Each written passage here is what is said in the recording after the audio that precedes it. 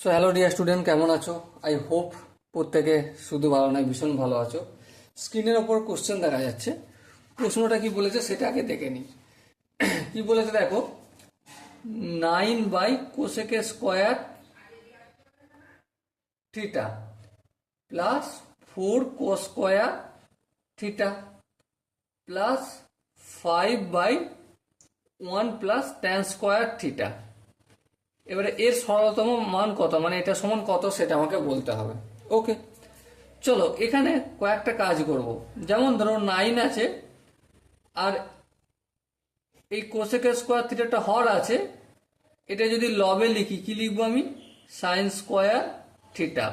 কারণটা কি, কারণটা আমি এখানে রাফে দেখাচ্ছি। 1/cosec থিটা ইকুয়াল টু কি সাইন থিটা? হ্যাঁ, সেটাই আমি করেছি। 9 ইন্টু 1/cosec² থিটা ছিল, সেটা আমি sin² থিটা করে দিলাম। বেশ, plus 4 cos² theta plus 5/1 plus tan² theta সমান কত? sec²থিটা। কিভাবে হলো চলো দেখাই।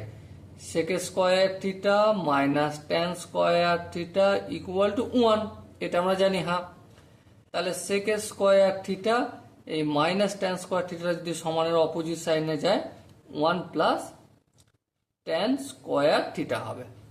তাহলে এখানে 1 প্লাস tan²থিটার মান কত? sec²থিটা।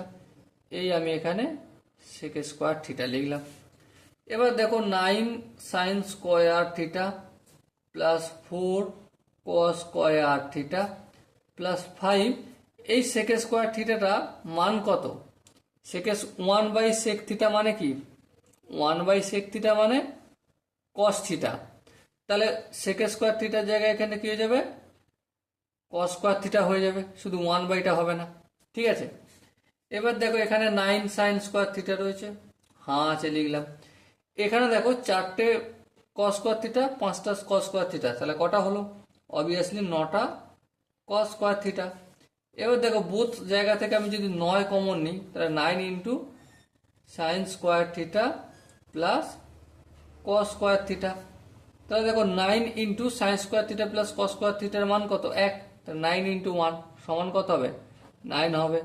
আর এটাই আমাদের আনসার হবে। Okay, so my dear Watson, I hope কোশ্চেনের প্রতিটা স্টেপ বুঝতে পেরেছো।